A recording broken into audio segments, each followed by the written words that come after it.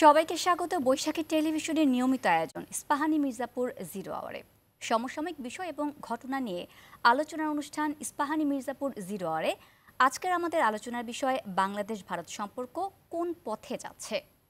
আলোচনা শুরুতেই জানিয়ে রাখি আজকের আমাদের এই অনুষ্ঠানটি বৈশাখী টেলিভিশনের ভেরিফাইড ফেসবুক পেজ এবং ইউটিউবে আপনারা একসাথে দেখতে পাচ্ছেন। আমাদের সাথে আজকে আলোচনার জন্য দুজন সম্মানিত অতিথি আমাদের মাঝে উপস্থিত রয়েছেন। আমরা তাদের সাথে পরিচিত হয়ে নেব। আমার পাশে রয়েছেন মোহাম্মদ রুহুল আমিন, অধ্যাপক আন্তর্জাতিক সম্পর্ক বিভাগ, ঢাকা বিশ্ববিদ্যালয়, এবং তার পাশে রয়েছেন ডক্টর জাহিদুর রহমান, রাজনৈতিক বিশ্লেষক। আপনাদের দুজনকে স্বাগত আমাদের অনুষ্ঠানে। ধন্যবাদ। দর্শক, আমরা আলোচনা শুরু করব, তবে তার আগে দেখে নেব আজকের আমাদের বৈশাখী টেলিভিশনের সংবাদ শিরোনামগুলো। দেশ বিরোধী ষড়যন্ত্র রুখে দেওয়ার আহ্বান প্রধান উপদেষ্টার, জাতীয় ঐক্য প্রতিষ্ঠায় সব রাজনৈতিক দল একমত।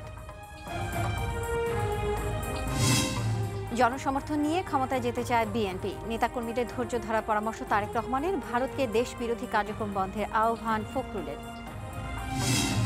ভারত সরকার দুদেশের সম্প্রীতি চায় না বলেই মনে করেন তথ্য উপদেষ্টা, দিল্লির উচিত গণ অভ্যুত্থানকে স্বীকৃতি দেয়া, বললেন উপদেষ্টা মাহফুজ। বাংলাদেশ ভারত সম্পর্কে টানাপোড়েনের পেছনে শেখ হাসিনা ফ্যাক্টর, জাতীয় পতাকা অবমাননা ও হাইকমিশনে হামলা বিশ্ব ফোরামে জানানোর পরামর্শ কূটনীতিকদের। এবং ছাত্র জনতার আন্দোলনের সময় কারাগার থেকে পালিয়েছিল 2200 বন্দী, এখনও নিখোঁজ 700, জানিয়েছেন কারা মহাপরিদর্শক, জামিনে মুক্ত এসপি বাবুল আক্তার। আমরা শিরোনামগুলো দেখছিলাম এতক্ষণ। আপনারা জানেন প্রতিদিন আমরা নির্দিষ্ট একটি বিষয় নিয়ে আলোচনা করে থাকি আমাদের আজকের অনুষ্ঠানে। আজকে আমরা বাংলাদেশ ভারত সম্পর্কের যে একটি টানপোড়েন চলছে সেই বিষয়ে এবং এই পরিস্থিতি কোন দিকে যাচ্ছে সে বিষয়ে আলোচনা করব। মোহাম্মদ রুহুল আমিন, আপনাকে দিয়ে শুরু করতে চাই। প্রথমে, দেশ বিরোধী ষড়যন্ত্র রুখে দিতে ডক্টর মোহাম্মদ ইউনূস বিভিন্ন রাজনৈতিক দলের প্রতি আহ্বান জানিয়েছেন এবং আজকের বৈঠকে তিনি সব রাজনৈতিক দলের প্রতি এই আহ্বানটি জানিয়েছেন। কি মনে করছেন আসলে পরিস্থিতি কোন দিকে যাচ্ছে? আপনি আপনার বক্তব্য থেকেই কোন দিকে আমরা যাচ্ছি তা বলে দিয়েছেন।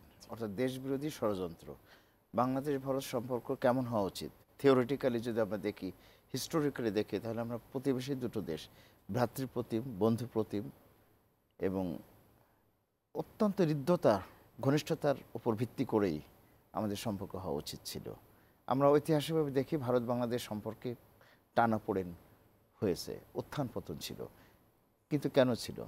যখনই কোনো সরকার, ভারতের এমন সরকার এসছে যারা বাংলাদেশের স্বাধীনতা সংহতিকে সম্মান দেখায়নি এবং একতা, সাম্য, পারস্পরিক সম্মানের ভিত্তিতে সেই সম্পর্ক রচিত করতে চায়নি, তখনই সম্পর্কটা পতন হয়েছে। আর যখন আমরা দেখি ভারতের কোনো সরকার, যেমন আমরা 78, 79-এর সরকার, জনতা সরকার, তখন বাংলাদেশের সম্মানের প্রতি, বাংলাদেশের আমাদের স্বাধীনতা, আমাদের সার্বভৌমত্বের প্রতি সম্মান দেখিয়ে তারা পারস্পরিক সম্মান এবং সমমর্যাদার ভিত্তিতে সম্পর্ককে সামনে এগিয়ে নিতে চেয়েছে। তখন কিন্তু সম্পর্ক হৃদ্যতাপূর্ণ ছিল, সুখের ছিল, শান্তির ছিল। কিন্তু অতি সম্প্রতি আমরা দেখছি, বিশেষ করে গত প্রায় 2 দশক ধরে ফ্যাসিস্ট সরকারের অধীনে যখন বাংলাদেশ শাসিত হয়েছে এবং ভারত সরকার একচেটিয়াভাবে বাংলাদেশ থেকে স্বার্থ নিয়েছে, বিনিময়ে কী দিয়েছে? ফ্যাসিস্ট সরকারের দীর্ঘ জীবন, সরকারি জীবন। এবং তাতে কি হয়েছে? তারা একচেটে বাংলাদেশে অধিকার প্রতিষ্ঠা করার পরে তাদের স্বার্থ অর্জন করে তারা এমন অবসেসড হয়ে গেছে যে বাংলাদেশ মনে করেছে তাদের একটা অঙ্গরাজ্য। হঠাৎ করে জুলাই রিভলিউশনের পরে যখন আমাদের তরুণদের সরকার প্রতিষ্ঠিত হলো, তখন তারা ধাক্কা খেলো। আমার মনে হয় এটা ভারতের পররাষ্ট্রনীতিতে একটা সাইকোসোমাটিক ডিসঅর্ডার নামক একটা ব্যাধির জন্ম দিয়েছে। তারা আর কিছু চিন্তা করতে পারছে না, পাগল হয়ে গেছে। এবং এখন যা ঘটছে, যা করছে, তাকে কিন্তু বিচ্ছিন্ন কোনো ঘটনা বলা যাবে না। আমাদের প্রধান উপদেষ্টা প্রফেসর ডক্টর ইউনূস যেটা বলছেন যে আমরা সতর্ক থাকতে হবে, একতা ডাক দিয়েছেন, এটা কিন্তু অনেক বড় একটা সিগন্যাল। কারণ আমরা জাতিরাষ্ট্র হিসেবে, আমরা বিশ্ব মানচিত্রে পরিচিত ছোট রাষ্ট্র হিসেবে, কিন্তু রাজনীতি বিজ্ঞানের ছাত্র হিসেবে আমি যতটা জানি, একটি রাষ্ট্রের ক্ষুদ্রতা বা তার বৃহত্তরতা নির্ভর করে না তার ভৌগোলিক সীমার উপরে, বরং তার নৈতিকতার উপরে। আমি মনে করি জুলাই পরবর্তী বাংলাদেশ, গত 3 মাসে বাংলাদেশ, এই 3 মাসের নবীন বাংলাদেশ, নতুন স্বাধীনভাবে জেগে ওঠা একটা বাংলাদেশ নৈতিকভাবে পৃথিবীতে একটা অত্যুজ্জ্বল উদাহরণ সৃষ্টি করেছে। এবং এই দেশ এবং এই রাষ্ট্র একেবারে ছোট না বা ক্ষুদ্র না, দুর্বলও না। অন্যদিকে ভারত যদি অনেক বড় রাষ্ট্র, নিউক্লিয়ার ওয়েপন্সের অধিকারী এবং দক্ষিণ এশিয়ার পরাশক্তি, কিন্তু জুলাই বিপ্লবের পরে একটা একটা করে যে ঘটনা ঘটেছে, এটা শুধু চৌর্যবৃত্তি, পররাষ্ট্রনীতিতে চোরের মতো উকি মারা এবং অন্যের সম্পত্তিতে কুনজরে তাকানো এবং সেটা জোর করে দখল করা, চুরি করা, লুণ্ঠন করা, এই যে একটা বৈশ্বিক ইমেজ ভারত সৃষ্টি করছে, এটা তার মোরালিটিকে শূন্যে নামিয়েছে। ভারত পৃথিবীতে হচ্ছে দুর্বল, ভারত পৃথিবীতে হচ্ছে অপমানিত, ভারত পৃথিবীতে হচ্ছে অত্যন্ত একটা বর্জিত রাষ্ট্রের পর্যায়ে। কাজেই আমরা মনে করি বর্তমান সময়ে ভারত পৃথিবীর অত্যন্ত ক্ষুদ্র রাষ্ট্র হিসেবে আবির্ভূত হয়েছে। কাজে বাংলাদেশ ভারত সম্পর্ক যদি সামনে এগিয়ে নিতে হয়, তাহলে এখনও ভারতের একটা সুন্দর বুদ্ধির উদয় হতে হবে এবং তারা যদি সাম্য, ন্যায্যতার ভিত্তিতে। সেক্ষেত্রে পরিস্থিতি কি খারাপের দিকে যাচ্ছে বা কতটুকু খারাপ হতে পারে? এটা নির্ভর করবে ভারতের চিন্তার উপরে। বাংলাদেশ এখনো পর্যন্ত আমি যতটা দেখি কয়েকটা মব ইনসিডেন্টস ঘটছে, এর বাইরে কিন্তু সরকারি পক্ষ থেকে বা আমরা সুশীল সমাজের পক্ষ থেকে আমরা এখনও কিন্তু ধৈর্য এবং সংযমের পরিচয় দিচ্ছি। আমাদের দেশের সবচেয়ে বড় দল বাংলাদেশ জাতীয়তাবাদী দলের চেয়ারম্যান, যিনি বিদেশ আছেন, জনাব তারেক রহমান, উনি কিন্তু দেশ এবং জাতিকে ধৈর্য ধরতে বলেছেন। তার মানে আমরা কিন্তু এখনো ধৈর্যই ধরছি, কিন্তু ভারতীয়রা কিন্তু ধৈর্য ধরছে না। আমরা যে দেখেন 28 নভেম্বর আমাদের কলকাতায় এমবাসিতে অ্যাটাক হলো, আবার তার কয়েকদিন পরে গত 2 তারিখে আমাদের আগরতলার আমাদের হাই কমিশনার আক্রান্ত হলো। শুধু তাই না, এবং তার আক্রমণ করলো কি একটা সংঘর্ষ, হিন্দু সংঘর্ষ সভা, হিন্দু সংঘর্ষ সমিতি, নামটা কি ফ্যান্টাস্টিক এবং অদ্ভুত একটা নাম, হিন্দু সংঘর্ষ সমিতি। কল্পনা করুন যদি বাংলাদেশে মুসলিম সংঘর্ষ সমিতি নামে করে সংকটের উদয় হতো এবং তারা কিছুই করতো না, শুধু এর নামের জন্য পৃথিবীতে বাংলাদেশ একটা মৌলবাদী রাষ্ট্র হিসেবে চিহ্নিত হতো। কিন্তু বিশ্ব মিডিয়ার এখানে আমি বলবো এটাও একটা একপেশে একটা আচরণ, যে ভারতের ওই যে নামটাকে কিন্তু তারা কেউ পাত্তা দিচ্ছে না। সংঘর্ষ সমিতি এটা কি অ্যাবসলিউটলি একটা বিদ্যুৎ একটা নাম। রাজনৈতিক দলগুলো কিন্তু সেক্ষেত্রে বিভিন্ন রকম মন্তব্য করছেন তারা। যদিও করুক, দেখুন তার 1-2 দিন পর তার পরপরই কিন্তু ভারতে হিন্দু পরিষদ তারা মুম্বাইতে বিদ্রোহ করেছে এবং তারা কিন্তু সংঘর্ষ সমিতিকে সমর্থন দিয়েছে এবং তারা বাংলাদেশে দেখাচ্ছে। আপনি যদি সোশ্যাল মিডিয়া দেখেন, টুইটার দেখেন, ইউটিউব দেখেন, অবাক হয়ে যাবেন ভারতে কী ধরনের পোস্ট দেওয়া হচ্ছে। মনে হচ্ছে বাংলাদেশ একটা জঙ্গি রাষ্ট্র এবং বাংলাদেশ এত বাজে একটা রাষ্ট্র, তা পৃথিবীতে এত বাজে কোনো রাষ্ট্র হতে পারে না। আসলে বাংলাদেশে কি তাই? আমরা কি বাস্তবে দেখি? আমি তো কিছুই ফিল করছি না। আমি জানতাম না ইভেন কী ঘটছে। আপনারা দেখেছেন, তাই পড়াশোনা করতে গিয়ে আমি দেখি হোয়াটস গোয়িং অন, ডেঞ্জারাস। এখন এই অবস্থায় কোনো দুটো দেশের তো সম্পর্ক ভালো হতে পারে না। এখানে সবচেয়ে লস হচ্ছে কার জানেন? ভারতের, আমাদের না। আমি আবারও বলছি, আমরা কিন্তু ছোট রাষ্ট্র না। আমাদের সাথে ভারতের হিউজ ট্রেড এবং সেই ট্রেড ব্যালেন্স কিন্তু ভারতের পক্ষে, এবং এটা ছোট কোনো ইকোনমি না।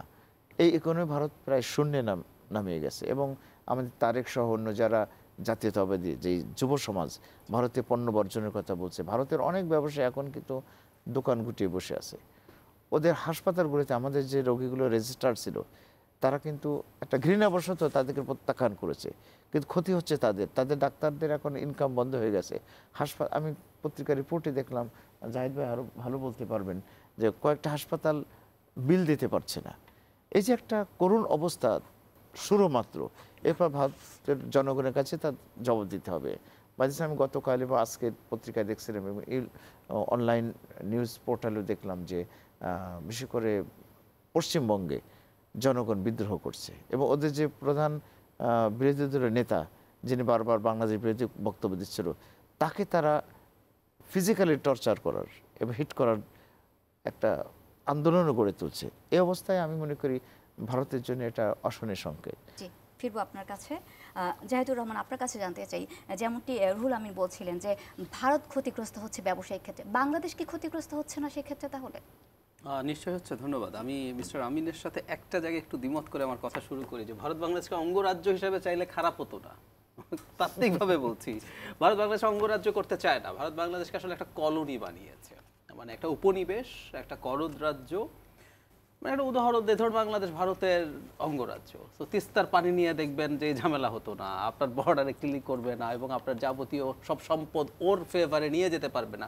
রাজ্যের অনেক বড় শক্তি আছে, সো আমরা রাজ্যও না, মানে ট্রুলি স্পিকিং ও আমাদেরকে চাইবে কলোনি বানিয়ে রাখতে। এবং এখানে একটা ইন্টারেস্টিং ছোট্ট একটা একাডেমিক বিষয় একটু যোগ করে রাখি। কোয়ামি নক্রুমা বলে একজন ঘানাইয়ান প্রেসিডেন্ট ছিলেন, যিনি পোস্ট কলোনিয়াল এরা নিয়ে কথা বলতেন যে একসময় যখন ঘোষিত কলোনি ছিল, ধরুন ব্রিটিশের কলোনি আমরা ছিলাম, খেয়াল করবেন ও কিন্তু কলোনি আমাদেরকে প্রথম আনুষ্ঠানিকভাবে ঘোষণা করেনি। 1857 থেকে 1757 থেকে আসলে প্রথম ইস্ট ইন্ডিয়া কোম্পানি শাসন করছিল। পরে 1857-তে এসে যখন সিপাহী বিদ্রোহ হলো, তখন ব্রিটিশরা এখানে সরাসরি তাদের শাসন কায়েম করেছে। কলোনি যখন আপনি প্রকাশ্যে স্বীকার করেন, বলেন, তখন তার কলোনিরও অধিকার আছে। এনক্রুমা বলেন যে এখনকার সময়ে আপনি তো আমাকে কলোনি বলে স্বীকারও করছেন না। বাংলাদেশকে যদি ভারত কলোনিও বলে দিত এটা আমার কলোনি, তাও আমরা আরো ভালো থাকতাম, কারণ কলোনির দায় দায়িত্ব আছে। নিও কলোনিয়ালিজম আপনি স্বীকার করছেন না, কিন্তু আপনি কাজ করছেন কলোনির মতো এবং ভাব ধরছেন না ও কি, ও তো স্বাধীন দেশ। সো আমরা আরো অনেক বেশি খারাপ আছি বলে আমি মনে করি। That's the situation. বাংলাদেশের ক্ষতি আছে কিনা, বাংলাদেশের শর্ট টার্মে ক্ষতি আছে, কিন্তু বাংলাদেশের লং টার্মে ভালো হবে বলে আমি বিশ্বাস করি। কারণ হলো বাংলাদেশকে যে জায়গায় শেখ হাসিনা নিয়ে গেছেন ভারতের মুখোমুখি, মানে এটা একটা প্রভু কৃতদাস সম্পর্কের মতো একদম। আমি না, মানে ভারতের এখন খুব সিগনিফিক্যান্ট কিছু মানুষজন, অর্ক ভাদুরী বলে একজন জার্নালিস্টকে আমরা দেখেছি মোদির কর্মচারী বলছেন। মানে কর্মচারীও বেতন পায়, চাইলে চাকরি ছাড়তে পারে। আমার কাছে শেখ হাসিনাকে মোদির কর্মচারীও মনে হয় না, স্লেভ মনে হয়। উনি কিনে নিয়েছেন এবং কি মূল্যে কিনেছেন, যে তোমাকে আমি ক্ষমতায় রাখবো, এই প্রাইসটা পে করেছেন এবং এরপর উনি আর কোথাও যেতেও পারছেন না। সো এই জায়গা থেকে যখন আমরা বেরিয়ে আসার চেষ্টা করছি, মানে আমাদের অপরাধটা কোন জায়গায়, ধরুন শেখ হাসিনার পতন হয়েছে এবং ডক্টর ইউনূস যদি দায়িত্বে আসার পর শেখ হাসিনা যা যা করেছে তা করতো, আমাদের কোনো সমস্যা ছিল না। মুহূর্তেই দেখতেন ডক্টর ইউনূস অসাধারণ, উনি নোবেল পেয়েছেন, দেশকে অনেক ভালো করবেন, চমৎকার অভ্যুত্থান হয়েছে, এগুলো বলতো। আমাদের প্রবলেম হচ্ছে ডক্টর ইউনূস একটা স্বাধীন সার্বভৌম দেশের সরকার প্রধান, যা যা করার কথা ছিল উনি মাথা তুলে দাঁড়াতে চান। উনি বলতে চান যে তুমি আমাকে নিয়ে মিথ্যা প্রোপাগান্ডা করছো, আমি এটা মানবো না। উনি বলতে চান যে তুমি আমার সীমান্তে যখন হত্যা হচ্ছে স্টেটমেন্ট দিয়ে বলছি এটা করা যাবে না। আমাদেরকে নিয়ে যখন বাজে মন্তব্য করছে, বাজে স্টেটমেন্ট, তার কাউন্টার স্টেটমেন্ট দেওয়া হচ্ছে। এটা তো ভারতের প্রবলেম হয়ে গেছে। মানে ভারত দীর্ঘদিন থেকে খুব আরামের একটা পরিস্থিতিতে ছিল। 15 বছর ধরে আপনি একটা আরামে যখন আছেন, সেই জায়গায় এখন আমি এই প্রশ্ন অনেককেই করেছি, ডক্টর ইউনূস যা করেছেন, স্যার এখানে আছেন, ওনারা এই ব্যাপারগুলো আরো ভালো ডিল করেন, ভালো জানেন, ভালো তুলনা করতে পারবেন। উনি রেভলিউশনারি কিছু করেন নাই, এটাই ভারত সহ্য করতে পারছে না। Not only the ruling regime of India, তাদের অন্য বিরোধী দল, সাধারণ মানুষ, মানে বাংলাদেশ মাথা তুলে দাঁড়িয়ে বলছে যে তুমি এটা করতে পারো না, তুমি হিন্দুদেরকে নিয়ে যা বলছো এটা মিথ্যা কথা বলছো। এই কাজগুলোই আসলে তাদের এখন প্রবলেম তৈরি করছে। এখন আমরা কি তাহলে শেখ হাসিনা হয়ে তার সাথে সম্পর্ক রক্ষা করবো? উত্তর হচ্ছে না।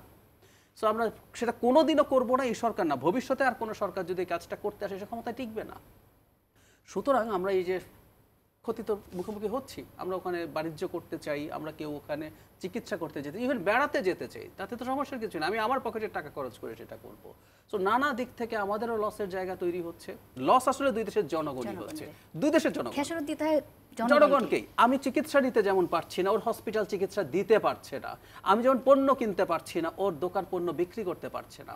সো ক্ষতি হয় দুই ধরনের, কিন্তু ভারতের যে অভ্যন্তরীণ রাজনীতি তাদের এটার কারণেই আসলে হবে এবং আমি ধারণা করি এটার সামনে আরো চলবে, এটা আসলে শেষ হচ্ছে না। কিন্তু আমাদের উচিত হবে স্বল্প মেয়াদী এই ক্ষতি স্বীকার করেও শক্তভাবে থাকা, সলিডারিটি সরকারের প্রতি শো করা, আমরা একত্রে থাকা, মধ্য এবং দীর্ঘমেয়াদে ভারতকে পাল্টাতে আসলে হবে। কারণ ভারতের ঝুঁকি শুধু ব্যবসা না, এখানে আরো অনেক ইস্যু আছে। বাংলাদেশ চায়না এখানে অনেক বেশি ঢুকে পড়ে কিনা, কারণ ভারতের সাথে যখন খুব বড় শত্রুতার মতো পরিস্থিতি তৈরি হবে, চায়না সেই দেশগুলোতে এসে হাজির হয়। চায়না দেখবেন রিসেন্টলি বিএনপির বেশ কিছু নেতাকে, তারপর জামায়াত এবং ইসলামী দলের বেশ কিছু নেতাকে বেইজিং নিয়ে গেছে এবং চায়না ঢুকতে চাইবে, এটাই নিয়ম। সো এত বড় একটা সুপার পাওয়ার যার সাথে তার এত সংঘর্ষিক পরিস্থিতি আছে, সো সে খুব বেশি দিন যে এটা করে ফেলতে পারবে আমার মনে হয় না। প্লাস তাদের বিজনেসের যে ক্ষতি আছে এটাও তো সহজ ব্যাপার না। আমরা এখন দেখছি যে ভারতীয় গণমাধ্যমগুলো প্রোপাগান্ডা ছেড়ে যাচ্ছে প্রতিনিয়ত তারা। সেক্ষেত্রে আসলে এগুলো রোধ করতে আমরা কি করতে পারি, আমাদের কি পদক্ষেপ হওয়া উচিত? আমাদের 2-3টা কাজ করা দরকার। এর মধ্যে একটা কথা স্বীকার করে ফেলা ভালো, নিজেদের প্রবলেম। আমি এটা স্বীকার করছি ইদানিং সব শোতে, মানে আমরা সক্ষমতার দিক থেকে অনেক পিছিয়ে আছি। কেন বলছি কথাটা? যেমন ধরুন বাংলাদেশ সম্পর্কে আপনি বা কোনো একজন ইউরোপিয়ান আমেরিকান যে বা ইভেন ভারতের হিন্দি স্পিকিং জায়গায় যে আপনার আমার কথা হয়তো কলকাতার মানুষকে রিচ করছে, এটা চ্যানেল দেখা যায় না কিন্তু ইউটিউবে এসে শুনতে পারলো, কিন্তু হিন্দি স্পিকিং ভারত যারা আসলে ভারতের মূল পলিটিক্যাল ফোর্স, ও কি আপনার আমার কথা কানেক্টেড হচ্ছে? সো আমরা কি তাদের জন্য যথেষ্ট ইংরেজি কন্টেন্ট তৈরি করতে পেরেছি যেখানে আমরা আমাদের দেশে কি হচ্ছে সেটা আমরা মানে বহির্বিশ্বে বহির্বিশ্বে তো বটেই, ভারতেও আমরা কি পারছি? আমাদের কিছু নিউজ আউটলেট আছে কিন্তু আজকের যুগে মানুষ শুনতে চায়। যেমন আমি নিজে ভারতের পত্রপত্রিকা পড়ার সাথে সাথে ওদের টক শো গুলো দেখার চেষ্টা করেছি, বিভিন্ন টিভি চ্যানেল এবং পত্রিকাগুলোর এখন ইউটিউবে টক শো হচ্ছে প্রচুর। ওগুলো পত্রিকা যেমন ধরুন ইন্ডিয়া টুডে, ইন্ডিয়ান এক্সপ্রেস, এগুলো সব পত্রিকা, কিন্তু ওদের ইউটিউব আছে এবং প্রচুর টক শো ওখানে হচ্ছে। আমি ওই জায়গাগুলোতে ওদের অবস্থা বুঝতে চাইলাম, ওরা আমাদেরকে নিয়ে কি বলতে চায় তাই জানতে চাইলাম, কিন্তু আমার সম্পর্কে কি জানার সুযোগ আছে। সো প্রথম কথা হচ্ছে আমাদের ইনফরমেশনগুলো নিয়ে যেতে হবে কার কাছে? জনগণের কাছে। আমাদের কিন্তু ভারতের সাথে যুদ্ধংদেহী হওয়ার কোনো কারণে, মানে ভারতে আমি এটা দেখছি যে একটা গ্রুপ আছে ভারতীয়দেরকে ক্ষুব্ধ করছে যে বাংলাদেশকে শত্রু বানাও, আবার আমাদের এরকম এখানেও কিছু এলিমেন্টস আছে যারা ভারতের সাথে বাংলাদেশের শত্রুতা হতে হবে, পারলে এখনই যুদ্ধ করে, এবং লোকজন ফান করে বলছে, ফেসবুকে দেখলাম যুদ্ধই ঘোষণা করে দেওয়া হয়েছে। এই কাজগুলো না করা। সো আমরা জনগণের সাথে পারস্পরিক ইন্টারাকশন, যে তথ্যগুলো ভুল বা বাংলাদেশে আসলে কি হচ্ছে সেগুলো করা। আর আমি আরেকটা জিনিস মনে করি, এটা সরকারেরও চেষ্টা করা দরকার, আমাদের হিন্দু ধর্মের যে সম্প্রদায়ের মানুষরা আছেন তাদের আসলে এখানে একটা বিরাট রোল আছে। যেমন আমি যতই বলি না কেন যে বাংলাদেশে এই সংকটগুলো, মানে আমাদের দেশে বা এই দক্ষিণ এশিয়াতে সংখ্যালঘু, সেটা ধর্মীয় হোক ভাষিক হোক, যেমন আমি কিছুদিন আগে উর্দু স্পিকিং যে মানুষরা আছেন, আটকে পড়া পাকিস্তানি বলতাম, ওনারা তখন বাংলাদেশের নাগরিক, তাদের একটা প্রোগ্রামে গেছি, আপনি কথা বলে দেখুন যে কি মারাত্মক সংকটে তারা আছে। আমি যেটা বলতে চাইছি সেটা হলো এই সংখ্যালঘুদের এক ধরনের সংকট এই এলাকায় থাকে, কিন্তু এটা এমন হয় নাই যে এখানে বাস করা যাচ্ছে না। সো আমাদের সংখ্যালঘু সম্প্রদায়ের মানুষ যদি এই প্রোপাগ্যান্ডার বিরুদ্ধে এসে কথা বলেন, সেটা সোশ্যাল মিডিয়ায় তারা যদি সমাবেশ করেন, যেমন কিছুদিন আগে আমাদের জগন্নাথ হলের স্টুডেন্টরা মিছিল করেছেন, খুব বেশি না সংখ্যাটা, 150-200 হতে পারে, হ্যাঁ, কিন্তু হাজার হাজার মুসলিম মানুষের চাইতে এই 150-200 সনাতন ধর্মের মানুষ যখন মিছিল করে জানান দেয় যে আমরা ভারতের এই আধিপত্যবাদ নেব না, এই মিথ্যা প্রোপাগান্ডা নেব না। সো হিন্দু সম্প্রদায়ের মানুষেরও রোল প্লে করার আছে, এটা তারা করুক, এবং সরকারের যদি তাদের সাথে যোগাযোগের মাধ্যমে এটা এনশিওর করা যায়, সরকারের সেটা করা উচিত। ধন্যবাদ। আসবো আপনার কাছে। রুহুল আমিন, আপনার কাছে জানতে চাই, এই যে রাজনৈতিক দলগুলোর সাথে আজকে যে বৈঠক হয়েছে, আমরা দেখেছি যে সব রাজনৈতিক দলগুলো কিন্তু ঐক্যমতে পৌঁছেছে, কিন্তু সেই সাথে তারা বেশ কিছু পরামর্শ বা প্রস্তাবও দিয়েছে আজকে।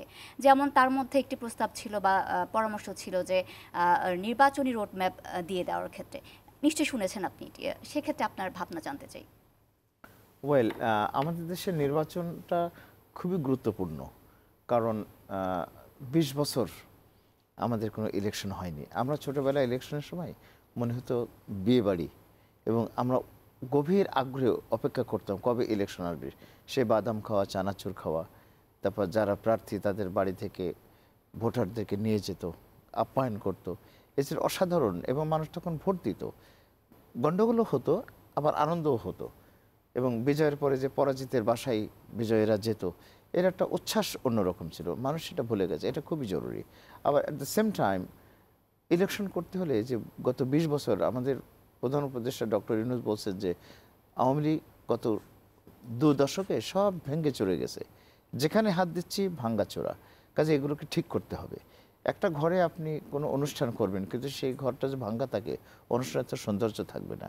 তো নির্বাচন একটা নতুন একটা স্থাপনায় প্রবেশ করার একটা দোরগড়া মাত্র, কিন্তু সেই দোরগড়ায় যেতে হলে তো ওই স্থাপনাটাকে আগে সঠিকভাবে সাজাতে হবে। যে সংস্কার প্রস্তাবগুলো আসছে বিভিন্ন, আপনি অ্যাডমিনিস্ট্রেশন, ফরেন পলিসি, নির্বাচন কমিশন, দুর্নীতি দমন কমিশন, এই সংস্কারগুলো আমি মনে করি যে রাজনৈতিক সরকারের জন্য খুব সহজ না এবং সুখকরও না। রাজনৈতিক সরকারের অনেক সীমাবদ্ধতা আছে, তারা চাইলে একটা কিছু করতে পারে না। কিন্তু অন্তর্বর্তীকালীন সরকার, এই সরকার কিন্তু নাম অন্তর্বর্তীকালীন, কেয়ারটেকারও না, কাজে এই সরকার অনেক শক্তিশালী। এটা কিন্তু তার শ্যাডোতে আছে, এটা কিন্তু বিপ্লবী সরকার, অথবা এটা আমরা বলি বিদ্রোহী সরকার। তো একটা বিদ্রোহী বিপ্লবী সরকার যা ইচ্ছে তাই করতে পারে। এখন সংবিধানকে আপনি ছিঁড়ে টুকরো টুকরো করতে পারেন, এখনকার আগের সমস্ত ইনস্টিটিউশনসকে আপনি ডিজাইন করতে পারেন, সব কিছু নতুন করে সাজাতে পারেন। কাজে ইউ ক্যান ডু এনিথিং। কাজে এই সরকার সাহস করে, আমি বলবো যে সংস্কার কমিটি যেগুলো হলো, সেই কমিটিগুলো কিন্তু খুব স্লথ গতিতে যাচ্ছে। আমি যেমন নির্বাচন কমিশনের কথা বলেন, বিশেষ করে সংবিধানের ব্যাপারে আমিও কাজ করছি। আমি 2-3টে টক শো করেছি, প্রেস ক্লাবে মিটিং করেছি, যারা কাজ করছে তাদের সাথেও আমার কথা হয়েছে, আমি যোগাযোগ রাখছি। কিন্তু আমার কাছে মনে হচ্ছে স্পিডটা আর একটু বাড়ানো দরকার। ওখানে মানে আরও এফেক্টিভনেস এবং এফিসিয়েন্সি দুটো শব্দই গুরুত্বপূর্ণ, এটা দরকার। সংস্কারগুলো হবার পরে যদি ইলেকশন হয় আমার মনে হয় সেটা ভালো হয়। এটা সুনার ইজ বেটার। কাজে তড়িঘড়ি করে ইলেকশনে গেলে আবার যেটা হবে আমার মনে হয় যে কষ্টই হবে রাজনৈতিক সরকারের জন্য এগুলো করা। ধন্যবাদ। আমরা আলোচনায় ফিরবো, তবে তার আগে একটা বিরতির সময় হয়ে এসেছে আমাদের। দর্শক, ইস্পাহানি মির্জাপুর 0 আওয়ারে একটা বিরতি নেব, আমাদের সঙ্গেই থাকবেন।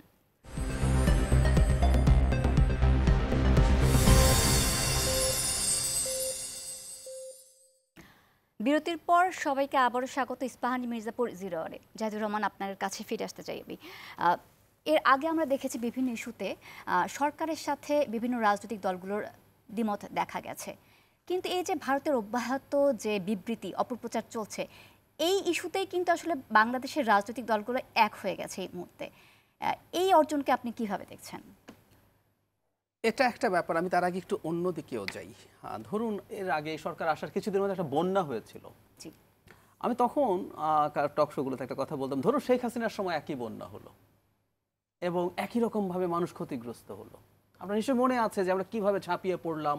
আমি ঢাকা ইউনিভার্সিটিতে একটা প্রোগ্রামে গেছি, ভাইয়াতে ওখানে আছেন, মানে জায়গা পাওয়া যাচ্ছে না ত্রাণ রাখার, বিভিন্ন ফ্যাকাল্টি বিল্ডিংয়ের নিচে এই রকম কষ্ট করে হেঁটে যেতে হচ্ছে। এগুলো আমি এখনো পড়ে আছি। তো এই যে এত অবিশ্বাস্য ছাড়া শেখ হাসিনার সময় একই বন্যা হলে কি আমরা করতাম? হতো? উত্তর হচ্ছে না। শেখ হাসিনার সময় আমরা দেশটাকে ওন করি নাই, এটা আমাদের দোষ না। শেখ হাসিনা আসলে আমাদেরকে তো আসলে নাগরিক রাখে নাই। শেখ হাসিনা ছিলেন দিল্লির দাস, উনি আমাদেরকেও দাসে পরিণত করেছিলেন। আমরা তার স্লেভ, আমাদের দয়া করে থাকতে দিয়েছে। So we disown this country. So দেখবেন আমরা দেশের কোথাও কোনো সমস্যা হলে ওগুলো ইউজ করার চেষ্টা করতাম। কোন জরিপে পাকিস্তানের চাইতে খারাপ, ওগুলো নিয়ে আমরাই প্রচুর টকশো করে যে দেখো তুমি পাকিস্তানের চাইতে খারাপ। শেখ হাসিনা চলে যাওয়ার পর যেটা হলো, আমরা নাগরিক হয়ে উঠেছি এবং সত্যিকার অর্থে নাগরিকরাই রাষ্ট্রের মালিক। সো আমরা মালিক হয়ে উঠলাম এবং আমরা এই রাষ্ট্র এবং সরকারের পাশে থাকলাম। সেই ঘটনাটাই এখন আবার কন্টিনিউ করছে এবং এবারকার ঘটনা আরও বড়, কারণ হচ্ছে ভারতের মতো একটা দেশ যাকে আমরা মনে করি logically we have got lots of information যে ভারত কিভাবে শেখ হাসিনাকে ক্ষমতায় রেখে এই দেশটাকে ধ্বংস করেছে এবং যে বলেছে আমাদেরকে অঘোষিত কলোনি বানিয়েছে। ঘোষিত কলোনিও এর চাইতে কম খারাপ। ফলে ভারত যখন এখানে সরকারের বিরুদ্ধে, জনগণের বিরুদ্ধে দাঁড়িয়েছে এবং কার পক্ষে? শেখ হাসিনার পক্ষে গিয়ে দাঁড়াচ্ছে। সুতরাং এটা আলটিমেটলি মানুষের মধ্যে একটা চমৎকার ঐক্য তৈরি করছে। সো এটা দেখার পরে যে কারো মনেই হতে পারে, আপনি বলছিলেন রাইটলি, কিছুদিন আগে আমাদের অভ্যুত্থানের শক্তিগুলোর পরস্পরের মধ্যে এক ধরনের বিভেদ দেখা যাচ্ছিল এবং কোনো কোনো ক্ষেত্রে এই বিভেদের পরিমাণ অনেক বড় হয়ে যাচ্ছিল, যে পরস্পর সাংঘর্ষিক পরিস্থিতিতে চলে যাচ্ছিল এবং শেখ হাসিনার হয়ে ভারতের নামা এটাকে আমাদের মধ্যে সলিডারিটি আবার তৈরি করলো, সবাই গেল। এবং আমি দেখলাম এখন ফেসবুকে কেউ কাউকে পাল্টা কিছু, তুমি ভারতের দালাল, যেমন আগে শেখ হাসিনা ট্যাগ দিতেন ভারতের দালাল বা শেখ হাসিনার দালাল, এই কথাগুলো সরে এসে এখন সবাই একত্র হয়েছে। সো এটার এই দিকটা তো, ইউটিলিটির দিকটা তো আছেই, কাজ করছে। ধন্যবাদ। রুহুল, আমি আপনার কাছে জানতে চাইবো যে জাতীয় সরকারের প্রস্তাবও একটা এসেছে আজকের বৈঠকে, সেক্ষেত্রে আপনার ভাবনা জানতে চাই। জাতীয় সরকার আসলে গঠন করলে কি হতে পারে? বা আপনার প্রশ্নটা যত সোজা, এর উত্তর তত সহজ নয়। কারণ আমাদের সরকার কাঠামো কী হবে, এটা এই সময়কার সবচেয়ে গুরুত্বপূর্ণ একটা বিষয়। আমরা সরকার কাঠামো কী হবে তার আগে তো আমরা সরকার কিভাবে তৈরি হবে সেটা তো সরকার তো হয় নির্বাচনের মাধ্যমে। নির্বাচন না হলে সরকার কিভাবে হবে? তো আমার যেটা একটা প্ল্যান ছিল, আমার মনে প্ল্যান ছিল, এটা আমি এক্সপোজ করি নাই, তো আজকে আমি এক্সপোজ করছি। আমার কেন যেন মনে হচ্ছিল এই সরকারটা বিপ্লবী সরকার হওয়া উচিত ছিল। বিপ্লবী সরকার বলতে আমি বোঝাচ্ছি যে যারা বিপ্লব করছে, আমরা যে 1776-এ আমেরিকান রিভলিউশনের কথা বলি, আবার যে ফ্রেঞ্চ রিভলিউশনের কথা বলি, আমরা মাও সেতুংয়ের যে চীনের যে কমিউনিস্ট রিভলিউশনের কথাও যদি বলি, আবার যদি লেনিনের বিপ্লবের কথা বলি, আমরা সোভিয়েত ইউনিয়নের বিপ্লবের কথা বলি, সমস্ত দেশে বিপ্লবের পরে কিন্তু বিপ্লবীরাই ক্ষমতা দখল করে। বিপ্লবী সরকার হতে গেলে তো আসলে অনেক দিনের একটা প্রসেস দরকার পড়ে এবং সেক্ষেত্রে মূলনীতির কিছু থাকে তাদের।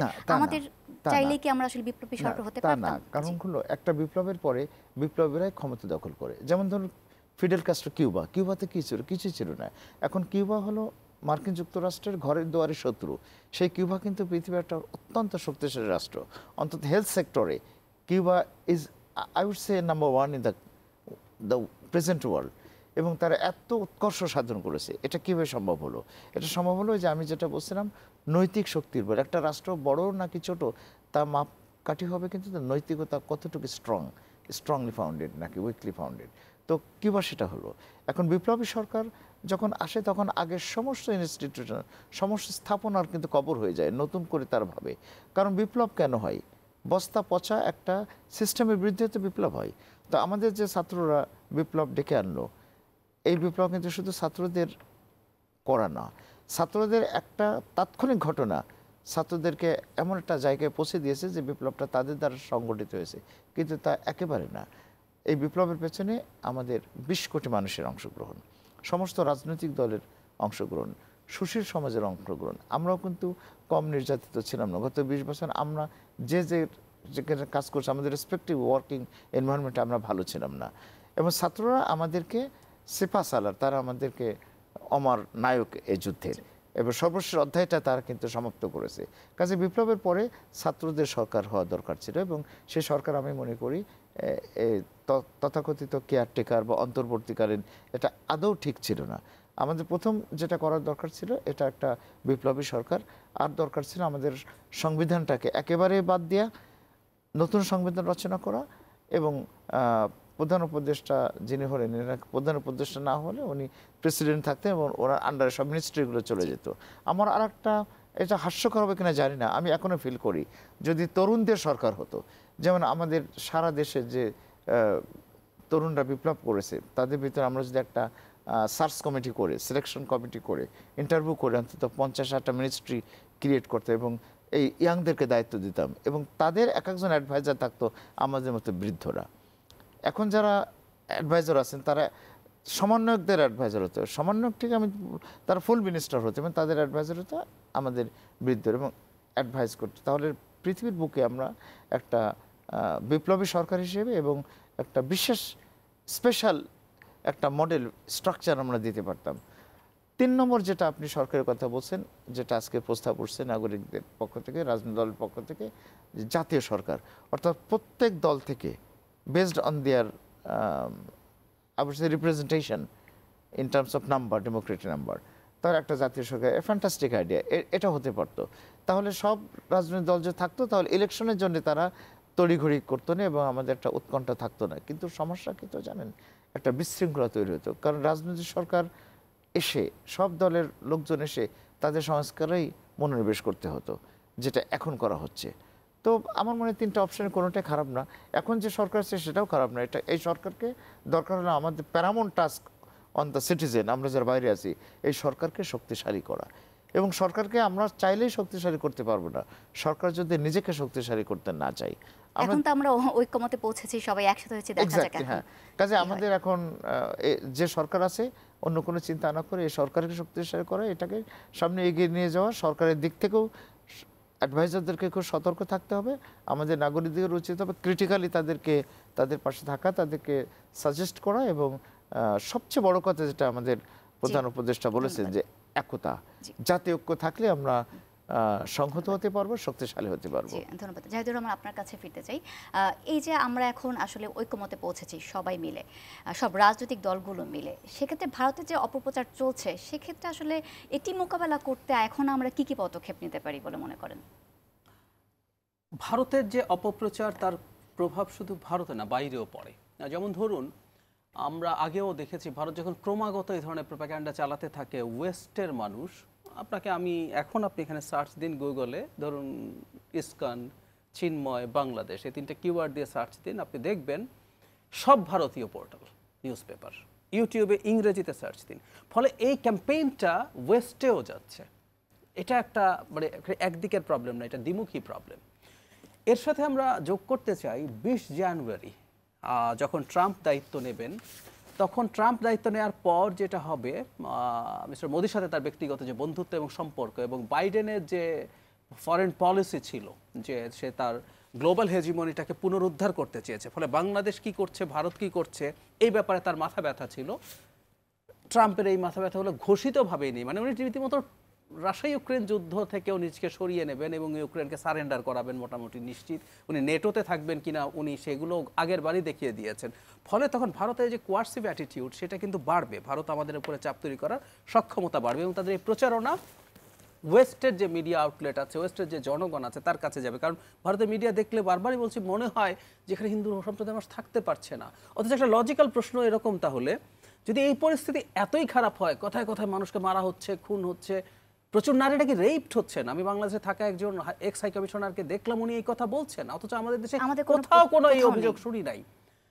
তো আমি বলছি তাহলে পাল্টা কথা, তো তাই যদি হতো আমাদের তো দলে দলে লক্ষ লক্ষ হিন্দু সম্প্রদায়ের মানুষ ভারতে চলে যেতেন, ওখানে গেলে তখন নাগরিকত্ব পাওয়া যাচ্ছে, তারা তো রীতিমতো আইন তৈরি করেছে এটার জন্য।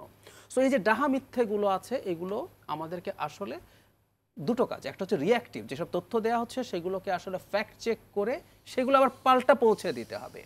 নাম্বার 2 হচ্ছে আমাদের প্রোঅ্যাক্টিভ কাজ করতে হবে, কারণ ভারত কি করতে চাইছে, কি প্ল্যানেট আমরা জানি, এটা এখন না, 5 তারিখের পর থেকে ভারতের আসলে মূল উদ্দেশ্য কি। শেখ হাসিনাকে ক্ষমতায় রাখার জন্য ভারত যে ন্যারেটিভ তৈরি করেছিল, আমি ওই সময় ভারতের মিডিয়া খুব সিরিয়াসলি ফলো করেছি। এই বাংলাদেশে কয়েকজন হাই কমিশনার আছেন, একজন টিচার আছেন, উনি শ্রীরাধা দত্ত, তারা লিখতেন, বলতেন। তো তাদের ন্যারেটিভ ছিল শেখ হাসিনা ভালো না, এটা বলতেন। বিশেষ করে শ্রীরাধা দত্ত বলতেন উনি ইলেকশন ম্যানিপুলেট করেন, উনি করাপশন করেন, উনি গুড গভর্নেন্স দেন নাই, উনি টাকা পাচার করেন ওনার লোকজন। কিন্তু এরপর ওনাকে রাখতে হবে, বিকজ উনি যদি না থাকেন এই অঞ্চলে ইসলামিস্ট এক্সট্রিমিজম মাথা চাড়া দেবে। এই একটা যুক্তি দিয়ে ওয়েস্টকে, ভারতের অভ্যন্তরের মানুষকে, এবং ইসলামিক এক্সট্রিমিজম যদি মাথা চাড়া দেয় সেটা হিন্দু সম্প্রদায়ের মানুষের জন্য ক্ষতিকর হবে। ফলে এখন শেখ হাসিনা পালালেন, শেখ হাসিনা পালালেন কথাটা আমাদেরকে সবসময় বলতে হবে প্রয়োজন না থাকলেও। তো উনি পালালেন, যখন পালানোর পর এই যে হিন্দু সম্প্রদায়ের মানুষ বিপদে পড়েছে, ঝুঁকিতে পড়েছে, এই ন্যারেটিভটা তাকে এই যে সংযোজন করতে চাই আরেকটা বিষয় এখানে, যে সংখ্যালঘু নির্যাতন নিয়ে যে প্রোপাগান্ডা ছড়াচ্ছে বা অপপ্রচার চালাচ্ছে, মিডিয়া বলেন, সবাই বলেন, ইন্ডিয়ার লোকজন, রাজনৈতিক ব্যক্তিত্বরা ছড়াচ্ছেন, সেক্ষেত্রে আসলে আমাদের দেশের ধর্মীয় সম্প্রদায়ের লোকজন এই এই ইস্যুতে আসলে তাদের পদক্ষেপ কি হতে পারে? তারা কি আসলে কোনো কার্যকর পদক্ষেপ নিতে পারেন? আমি ফেসবুকে কয়েকজন হিন্দু সম্প্রদায়ের মানুষকে প্ল্যাকার্ড দিয়ে কথা বলতে দেখেছি, স্ট্যাটাস দিতে দেখেছি। এটা তারা যত বেশি করবে, ধরুন আমাদের বহু জায়গায় প্রত্যেকটা জেলায় আছেন, কোথাও 50, কোথাও 100, কোথাও 500, কোথাও 1000। এই যে কিছুদিন আগে তারা হাজার হাজার নেমেছিলেন তাদের কিছু অধিকারের কথা বলতে, তাদের উপরে যে যা হচ্ছে বলা হচ্ছে এটা এক্সেজারেটেড। এটা তাদের জায়গা থেকে যদি এই ধরনের সমাবেশ করে বলা হয়, বলার চেষ্টা হয়, মানে ব্যাপারটা অন্য কিছু না, ব্যাপারটা হচ্ছে ডিসইনফরমেশন, এক্সেজারেশন। আমাদের হিন্দু সম্প্রদায়ের মানুষের কিছু সমস্যা আছে, 5 আগস্টের পর কিছু ঝামেলা হয়েছে, এগুলো মূলত পলিটিক্যাল গ্রাউন্ডে। আমরা বলছি না সমস্যা হয় নাই, এটা কমিউনাল না, আমরা কোনো মানুষ হিন্দু এই কারণে কারো উপরে আক্রমণ করি নাই। এই কথাগুলো তাদের জায়গা থেকে যদি তারা একত্রিত হয়ে বলেন, এবং সরকারের এইখানেই কাজ করা উচিত। আমি প্রায় বহুদিন থেকে বলছি, সংকটের পর থেকে এই সম্প্রদায়ের মানুষের সাথে সরকার আরও বেশি এনগেজড হওয়া দরকার। আমি একটা উদাহরণ দিই, ধরুন চিটাগংয়ের সমস্যা হচ্ছে, পারতাম না কি আমাদের কোনো উপদেষ্টা, আমাদের অনেক উপদেষ্টা সিনিয়র সিটিজেন, কিন্তু আমাদের তো ছাত্র উপদেষ্টা আছেন, তারা চিটাগংয়ে চলে গেলেন, গিয়ে বাড়ি বাড়ি তারা ঘুরতে শুরু করলেন টু শো সলিডারিটি, যে আপনি তো আমার রাষ্ট্রের নাগরিক। জামাত ইসলাম কিছুটা করেছে, আমি দেখিনি, কিন্তু সরকার আর জামাত ইসলাম একই না। সমস্যা হচ্ছে এই জায়গায় দল হিসেবে জামাত ইসলাম করতেই পারে, কিন্তু সরকার আসলে মূল কাস্টোডিয়ান, রাষ্ট্রের দায়িত্বে তারা আছেন। গিয়ে যদি বলতেন যে যারা চিন্ময় যা করেছেন সেটা তার ব্যক্তিগত অপরাধ, এর সাথে হিন্দু সম্প্রদায়ের উপর অত্যাচার নিপীড়নের কোনো সম্পর্ক নেই, আমরা আপনাদের সাথে আছি, পাশে আছি। আমরা অনেক দিন থেকে বলছিলাম যে হিন্দু সম্প্রদায়ের অনেক মানুষকে প্রধান উপদেষ্টা ডাকা উচিত, আমরা এখন জানলাম যে 2 দিন আগে ঘোষণা হয়েছে, সম্ভবত আগামীকাল তাদের একটা বড় গ্রুপের সাথে করবে। সো এইভাবে প্রত্যেকটা জায়গায় কমিউনিকেট করা তাদের জায়গা থেকে, সরকারের যতগুলো রিপ্রেজেন্টেটিভ আছে, যতগুলো সুযোগ আছে। আবার এর মধ্যে একটা প্রবলেম আছে, এটা বলাই বাহুল্য, একটা রাজনৈতিক সরকারের সাথে এই সরকারের ডিফারেন্সের জায়গা ওটা। ধরুন একটা রাজনৈতিক সরকার ক্ষমতায় আছে, তার কিন্তু প্রত্যেক জায়গায় তার প্রতিনিধি থাকে, এমপি থাকে, তার যে বিভিন্ন জায়গায় বিভিন্ন উপজেলা চেয়ারম্যান থাকে, তাদেরকে দিয়ে কিন্তু তারা এই কাজগুলো করে। এই সরকারে তো সেই জায়গায় আসলে দুর্বলতা আছে। আমি একটু ঢুকি, আমরা আলোচনায় ফিরবো, তবে তার আগে একটা বিরতি নিয়ে আসি। দর্শক, ইস্পাহানি মির্জাপুর 0 আওয়ার একটা বিরতির সময় হয়ে এসেছে, আমাদের সঙ্গে থাকবেন।